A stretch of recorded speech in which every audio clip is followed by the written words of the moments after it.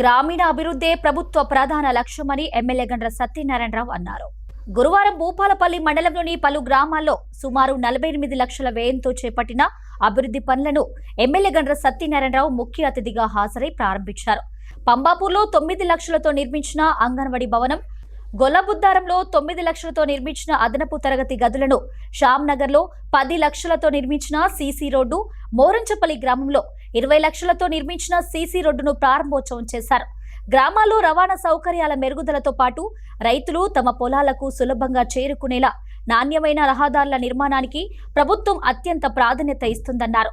గ్రామాల అభివృద్ధి, పరిశుభ్రత రాష్ట్ర అభివృద్ధికి పునాదులని పేర్కొంటూ ముఖ్యమంత్రి రేవంత్ రెడ్డి నాయకత్వంలో ప్రభుత్వం చేపడుతున్న అభివృద్ధి కార్యక్రమాలను పారదర్శకంగా, నాణ్యతతో అమలు చేస్తున్నామని తెలిపారు.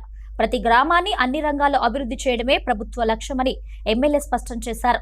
ఈ కార్యక్రమంలో మండల కాంగ్రెస్ పార్టీ నాయకులు, స్థానిక ప్రజాప్రతినిధులు, సర్పంచ్లు, కాంగ్రెస్ పార్టీ కార్యకర్తలు, సంబంధిత శాఖల అధికారులు, జిల్లా అధికారులు మరియు గ్రామస్తులు పాల్గొన్నారు. ఈరోజు అడవి గ్రామాలు, మారుమూల ప్రాంతాల్లో గొల్లబుద్దారం గ్రామం, పంబాపూర్, ఇంకా మిగతా గ్రామాల్లో కూడా గ్రామాల్లో ఉన్నటువంటి మౌలిక సదుపాయాలు, సీసీ రోడ్ల ప్రారంభోత్సవం, అంగన్వాడీ బిల్డింగ్ ప్రారంభోత్సవం, గొల్లబుద్దారంలో అడిషనల్ క్లాస్ రూమ్స్ ప్రారంభోత్సవాలు చేసుకోవడం, ఒక 24 గ్రామాలలో అభివృద్ధి కార్యక్రమాల ప్రారంభోత్సవాలు పెట్టుకోవడం జరిగింది. ఈ సందర్భంగా ఇక్కడ మంచి ప్రభుత్వ ఉపాధ్యాయులు 300 మంది విద్యార్థులతో గొల్లబుద్దారం హై స్కూల్లో, ప్రైమరీ స్కూల్, హై స్కూల్లో మంచి స్ట్రెంత్తో మంచి రిజల్ట్ వచ్చే విధంగా పనిచేస్తున్నారు. వాళ్ళను నేను పూర్తిగా అభినందిస్తున్నా.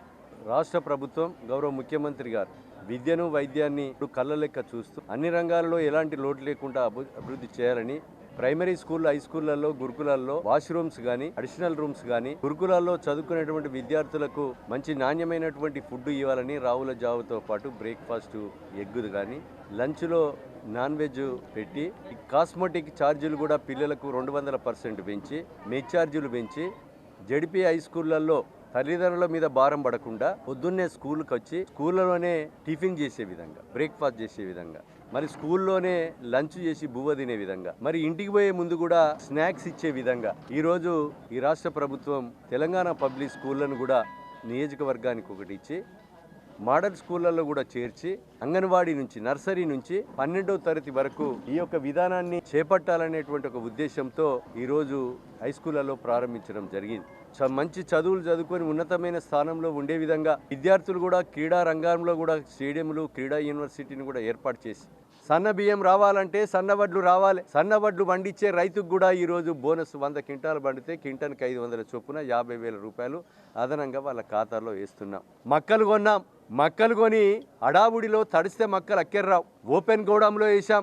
ఆ గోడాం కాంట్రాక్టర్ని, ఏదైతే మక్కలు జమ చేసే కాంట్రాక్టర్ను కూడా ఓపెన్ గోడాంలో వేస్తే మాకు నష్టమవుతుందన్నా ఒప్పించి మెప్పించి ముఖ్యమంత్రితో చెప్పి ఈరోజు ఈ నియోజకవర్గంలో 1,00,000 టన్నుల మక్కలను కొని గోడాంలలో వేసాం. ఈరోజు ఈ నియోజకవర్గంలో ఇసుక కూడా రాష్ట్రంలో ఎక్కడ లేని విధంగా మొత్తం ఇందిరమ్మ ఇండ్లు, ప్రైవేటు ఇండ్లు, రైస్ మిల్లు కట్టినా, బడి కట్టినా, గుడి కట్టినా, పొలాల పోయే దారులు కావాలన్నా, ఇంకా ఎలాంటి ఇండస్ట్రీ పోవాలన్నా మట్టి కానీ, మొరం కానీ, ఇసుక కానీ ఫ్రీగా చేశాం. ఎలాంటి అవినీతికి తావు లేకుండా ఈరోజు అన్ని రంగాలలో పనిచేయడం జరుగుతుందనే విషయాన్ని నియోజకవర్గ ప్రజలు, జయశంకర్ జిల్లా ప్రజలకు, రైతాంగానికి నేను విజ్ఞప్తి చేస్తున్నాం. 70,000 మందికి నిరుద్యోగ యువకులకు ఉద్యోగావకాశాలు కల్పించాం. ఆ ఉద్యోగాలు కాకుండా ఈ నియోజకవర్గంలో ఇంకా 10,000 మంది నిరుద్యోగత ఉంటే గ్రామాన టాటా ఏసీలు పెట్టించి ఈరోజు నిరుద్యోగ యువతను మనము ఫంక్షన్ హాల్కు తీసుకొచ్చి, పుష్ప గార్డెన్కు తీసుకొచ్చి ప్రభుత్వం నుంచి 100 కంపెనీలను పిలిపించి ఇంటర్వ్యూలు చేసి 15,000 నుంచి 1,00,000 వరకు 2,770 మందికి ఉద్యోగాలు కల్పించాం. ఇంకా 7,500 మందికి కూడా మీరు గంజాయి కానీ, అదేవిధంగా గుట్కాలకు కానీ అలవాటు పడకుండా, డ్రగ్స్కి అలవాటు పడకుండా స్కిల్ డెవలప్మెంట్ సెంటర్ను కూడా సింగరేణి ద్వారా ప్రారంభించాం. ఇడొక నర్సింగ్ కాలేజ్ తెచ్చాం. అడ్వాన్స్ టెక్నాలజీతో ఈరోజు ఏటీసీని తీసుకొచ్చాం. అదేవిధంగా మెడికల్ కాలేజీకి 130 కోట్ల రూపాయల నిధులు తెచ్చాం. భూపాలపల్లి నుంచి కూడా గుడప్పాడు వరకు 624 కోట్లతో 4 లైన్ల రోడ్డు కూడా మంజూరు చేపించి టెండర్ పిలిపించాం. 124 చెరువులు తెగితే శాశ్వత మరమ్మతులు 30 కోట్ల రూపాయలతో శాశ్వత మరమ్మతులు చేయించాం. కనుక రైతాంగ సమస్యలు కూడా, రైతులకు అండగా రైతు భరోసా కూడా 37,000 కోట్లు ఇచ్చాం. ఈరోజు మిగతా పడని వారికి కూడా మదిరలలో 10వ తారీఖు రోజున ముఖ్యమంత్రి గారు వచ్చి మిగతా 1000 మందికి కూడా వేయబోతున్నామని సందర్భంగా తెలియజేస్తున్నాం. ప్రతిపక్ష పార్టీలకు ఏది చేయలేక అధికార పార్టీ మీద దుమ్ము పోసి నిజాలను అబద్ధాలు చేయాలనే ఒక దృఢ సంకల్పంతో ఈరోజు ప్రతిపక్షాలు మాట్లాడుతున్నాయి. ఈ విషయాలన్నీ కూడా ప్రజలు అర్థం చేసుకోవాలి. కనుక ఇసుక విషయంలో కూడా మీరు మీడియా ద్వారా చెప్తున్నాం, నేను చెప్పిన రేట్ల కంటే ఎక్కువ అమ్ముతే మీరు 100 చేయండి. వాళ్ళు చర్యలు తీసుకోకపోతే మీ శాసనసభ్యునిగా నాకు చేయండి. ఈరోజు పేదవానికి అండగా అన్ని రంగాలలో ప్రభుత్వ పథకాల్లో పేదలు దున్నుకునేటువంటి భూములు పట్టాలు ఇప్పించే కొరకు ₹1 లంచం లేకుండా కొత్త రేషన్ కార్డులు 6 లక్షల మందికి ఇచ్చాం. పాత రేషన్ కార్డులో కుటుంబ సభ్యుల పేరు చేర్చాం. అదేవిధంగా రైతుల పట్టాల కొరకు, పేదలకు ఇందిరమ్మ ఇండ్ల బిల్లుల కొరకు కానీ, రేషన్ కార్డు కొరకు కానీ, సంక్షేమ పథకాల కొరకు కానీ ఈరోజు నిజాయితీగా ఈ ప్రభుత్వం పనిచేస్తుందని సందర్భంగా తెలియజేస్తూ